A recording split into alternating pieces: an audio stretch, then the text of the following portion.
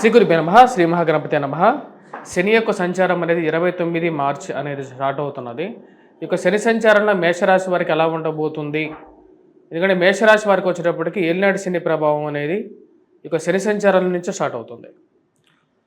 ఎప్పుడైతే 29వ తారీఖున రాత్రి 11:15 శని యొక్క సంచారం అనేది ఎప్పుడైతే మీనరాశిలో ఒక సంచారం జరుగుతుందో అప్పటి నుంచి ఏలినాటి శని ప్రభావం అనేది ఈ యొక్క మేషరాశి వారి మీద ఎక్కువగా ఉంటుంది. మేషరాశి వారికి వచ్చేటప్పటికి శనికి ఉండేటువంటి 3 పాదాల్లో మొదటి పాదం అన్నమాట ఏలినాటి శని ప్రభావంలో. 12వ ఇంట్లోకి ఎప్పుడైతే శని ప్రభావం జరుగుతుందో అది మేషరాశి వారి మీద ఎటువంటి ప్రభావం చూపిస్తుందని చూద్దాం. ముందుగా ఇది ఫైనాన్షియల్గా వచ్చేటప్పటికి ఎక్స్పెండిచర్ అనేది కొంచెం ఎక్కువగా అవ్వటం, మరియు అదేవిధంగా ఈ ఫైనాన్షియల్ ఎక్స్పెండిచర్లో అనుకోనిటువంటి ఖర్చులు ఎక్కువగా జరగటం, అది ఆరోగ్యపరంగా కానీ గృహపరంగా కానీ ఏదో విధంగా ఖర్చు అనేది జరుగుతూ ఉంటుంది. ఆ ఖర్చుని కంట్రోల్ చేయడానికి మీరు ఎక్కువగా ప్రయత్నం అనేది స్టార్ట్ చేస్తారు. కానీ మేషరాశి వారు మనం గమనించినట్లయితే ఈ యొక్క సంవత్సరంలో ప్రభావరీత్యా కొంచెం తక్కువగానే ఉంటుందని చెప్పవచ్చు. ఎందుకంటే కంపారిటివ్లీ రాహు లాభస్థానంలోకి సంచారం జరిగినప్పుడు యోగకారకమైనటువంటి ఫలితాలు అనేది ఇవ్వడం జరుగుతుంది. కానీ శని సంచారం ఎప్పుడైతే జరుగుతుందో కొంచెం శోకతృప్త హృదయం అనేది జరగటం, అంటే మానసికంగా కొంచెం బాధలు కలగటం, మనసుకు దగ్గరైనటువంటి వారు దూరంగా జరుగుతారనేటువంటి భయాందోళనలు, ఉద్యోగరీత్యా వ్యాపార రీత్యా ఏదైనా అనుకునేటువంటి సంఘటనలు జరుగుతాయా అనేటువంటి ఒక ఆలోచనలు అనేవి ఎక్కువగా భ్రాంతిని కలిగించే విధంగా ఉంటుంది. ఈ యొక్క స్టేటస్, ఈ యొక్క ప్రభావం, ఏలినాటి శని ప్రభావం మేషరాశి వారి మీద ముఖ్యంగా ఎంతవరకు ఉంటుంది అంటే ఈ యొక్క మార్చి 29 నుండి మే 14వ తారీఖు వరకు ఎప్పుడైతే రాహువు శని కలిసి ఇద్దరు 1000 స్థానంలో ఉంటారు, అంటే షష్టగ్రహ కూటమి ఏదైతే జరుగుతుందో దాని తర్వాత అది పంచగ్రహ కూటమిగా మనం చూసినట్లయితే ఏప్రిల్ 15వ తారీఖున పంచగ్రహ కూటమి, దాని తర్వాత మార్పు జరుగుతుంది. మే 14వ తారీఖున రాహు తిరిగి లాభస్థానాల్లో సంచారం చేసేంత వరకు కూడా దీని యొక్క ప్రభావం అనేది మేషరాశి వారి మీద కొద్ది ఎక్కువగా ఉంటుంది. ఈ యొక్క రాశివారు ముఖ్యంగా వచ్చినప్పటికీ ఈ యొక్క మొత్తం 7 సంవత్సరాల కాలం అనేది మొదలవుతుంది. మార్చి 29వ తారీఖు నుంచి స్టార్ట్ చేస్తే రాబోతున్నటువంటి 7 సంవత్సరాలు 6 నెలలు మేషరాశి వారికి వచ్చేటప్పటికి ఈ యొక్క ఏలినాటి శని ప్రభావం అనేది ఉంటుంది. అంటే 2 సంవత్సరాల 6 నెలలకి ఒక్కొక్క పాదం. శని చాలా చాలా స్లో మూవింగ్ ప్లానెట్ కాబట్టి దాని యొక్క ప్రభావం అనేది చాలా ఎక్కువగా ఉంటుంది. ముఖ్యంగా వచ్చినప్పుడు ఆలోచన శక్తిని భ్రమింపజేసే విధంగా, పరమార్థిక చింతన, దైవ చింతన వైపు కలిగించే విధంగా ఎక్కువగా ఉంటుంది.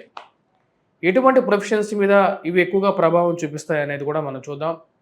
మనం గమనించినట్లయితే ఈ యొక్క 7 సంవత్సరాల్లో ప్రొఫెషనల్ చేంజెస్ అనేవి కూడా జరగడానికి ఎక్కువగా ఆస్కారం ఉంటుంది. అంటే ఎవరి జాతకంలో అయితే శని బలవంతుడుగా ఉన్నాడో శని వారి జాతకరీత్యా ప్రొఫెషనల్ చేంజెస్ కూడా ఇవ్వగలుగుతాడు.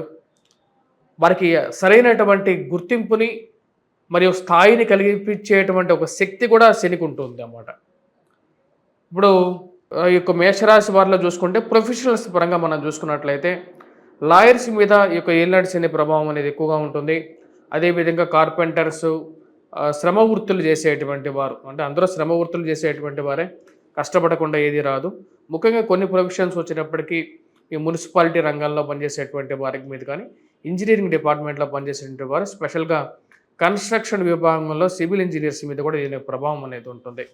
రోడ్స్ అండ్ బిల్డింగ్స్ డిపార్ట్మెంట్లో ఉండేటువంటి వారి మీద కూడా ఎక్కువగా దీని మీద ప్రభావం అనేది కనపడుతూ ఉంటుంది. వాటితో పాటు పెట్రోకెమికల్స్ మీద పనిచేసేటువంటి వారు, క్రూడ్ ఆయిల్ ట్రేడింగ్ చేసేటువంటి వారి మీద కూడా ఈ యొక్క ప్రభావం అనేది ఎక్కువగా ఉంటుంది ప్రొఫెషనల్ వైజ్గా మనం గమనించినట్లయితే. జాతకరీత్యా వచ్చేటప్పటికి శని మంచి అనుకూలమైనటువంటి స్థానాల్లో ఉన్నప్పుడు ఈ యొక్క ఏలినాటి శని ప్రభావం అనేది కొంచెం తక్కువ స్థాయిలో కనపడుతూ ఉంటుంది. నా యొక్క పర్సనల్ అనాలిసిస్ ప్రకారంగా కొంతమంది జాతకాల్లో ఏలినాటి శని ప్రభావం జరుగుతున్న శని ఉచ్చ స్థానంలో ఉన్నప్పుడు వారి జాతకంలో ఫలితాలు అంత నెగిటివ్గా లేవు, అందరికీ చాలా వరకు పాజిటివ్గానే ఉంది ఎక్కువ మందికి. కానీ ఈ యొక్క రాశి వారికి వచ్చినప్పటికీ మేషరాశి వారికి రేపు రాబోతున్నటువంటి గురువు యొక్క స్థితి అంత సానుకూలమైనటువంటి ఫలితాలు ఇచ్చే విధంగా గోచరించట్లేదు. ఇక్కడ ఈ రాశి వారికి లోహమూర్తిగాను శని యొక్క స్థితి అనేది ఉంటుంది. అంటే తక్కువ మిశ్రమమైనటువంటి ఫలితాలు ఇచ్చే విధంగానే ఉంటాడు. లోహమూర్తిగానే ఉంటాడు. 12వ ఇంట్లో ఉన్నటువంటి ఈ యొక్క శని సంచారం ఎక్కువ ఫలితాలు అనేది ఇవ్వడు. ఖర్చు విషయంలోనూ అనుకోని విషయాల్లో అంత్యక్రియల్లో పాల్గొనటం, కుటుంబ పెద్దలు గానీ ఆ యొక్క తండ్రి తరపు సంబంధించినటువంటి వారు ఎవరైతే ఉంటారో వారు గతించటం, అంత్యక్రియ సంబంధితమైన విషయాల్లో పాల్గొనాల్సినటువంటి పరిస్థితి కూడా ఎదురవుతుంది. స్నేహితులు, బంధువులతో కొన్ని జాగ్రత్తలనేవి తీసుకోవాలి. కొత్తగా పరిచయం పెట్టేటువంటి స్నేహితులు, మరి కొత్త అలవాటులు, మార్పులు, చేర్పులు జరగడానికి కూడా ముఖ్య కారకంగా ఉంటుంది. ఏవైతే ఆల్కహాల్ గానీ, లేకపోతే వేరే మాదక ద్రవ్యాలు గానీ, ఇలాంటివి కూడా జీవితంలోకి రావటానికి ఎందుకంటే శని బుద్ధి భ్రమణాన్ని చేయగలుగుతాడు. అంటే శని యొక్క పరిస్థితి అడిక్షన్‌ని క్రియేట్ చేయగలుగుతాడు. మరి ఆ యొక్క ప్రభావం అనేది బ్రెయిన్ మీద ఎక్కువగా చూయించగలుగుతాడనమాట. మనం చూసినట్లయితే చాలా వరకు స్లో మూవింగ్‌గా ఉండేటువంటి వారికి జనరల్‌గా శని యొక్క పరిస్థితి అనేది వారి జాతకరీత్యా బాగుండదు. పొలిటికల్‌గా ఉండేటువంటి వారి మీద కూడా శని యొక్క ప్రభావం అనేది ఉంటుంది. ఎందుకంటే శని ఎప్పుడైతే బలవంతుడుగా ఉంటాడో వారికి వచ్చేటప్పటికి జనరల్‌గా సమాజంలో మంచి పేరు ప్రఖ్యాతులు ఉంటాయి. వీకెస్ట్ పొజిషన్‌లో ఉన్నప్పుడు ఈ యొక్క ప్రభావం అనేది పొలిటికల్‌గా కూడా దాని యొక్క ప్రభావం అనేది ఎక్కువగా ఉంటుంది. ఈ రాశి వారు ముఖ్యంగా వచ్చినప్పటికి ఎటువంటి వ్యాపారాల నుంచి కొంచెం దూరంగా ఉండాలి ఈ సంవత్సరం అనేది కూడా చూద్దాం. ఈ యొక్క సంవత్సరంలో వచ్చేటప్పటికి మెటల్స్‌కి కొంచెం దూరంగా ఉంటేనే మంచిది. ఐరన్, స్టీల్ వీటికి దూరంగా ఉండడం అనేది చాలా ముఖ్యమైనటువంటి సూచన. వాటితో పాటు లోహాలతో పాటు ఈ రాశివారు ముఖ్యంగా ఏవైతే పెట్రోకెమికల్స్ కానీ, క్రూడ్ ఆయిల్స్ కానీ ట్రేడింగ్ చేసేటువంటి వారు ఆయిల్స్‌కి కూడా దూరంగా ఉంటే మంచిది. సో ఈ రాశివారు ముఖ్యంగా ఎటువంటి పరిహారాలు చేసుకోవాలి? ఎందుకంటే ఏలినాటి శని ప్రభావం ఉంది.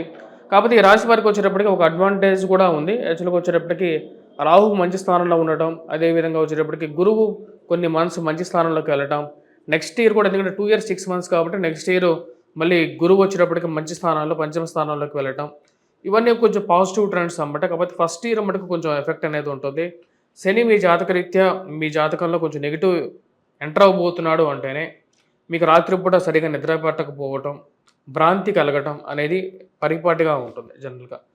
అదే మీ జాతకంలో శని కూడా నీచత్వం పట్టి ఉండే మటుకు ఏలినాటి శని ప్రభావం స్టార్ట్ అయితే ఆ యొక్క ప్రభావం అనేది ఎక్కువగా ఉంటుంది.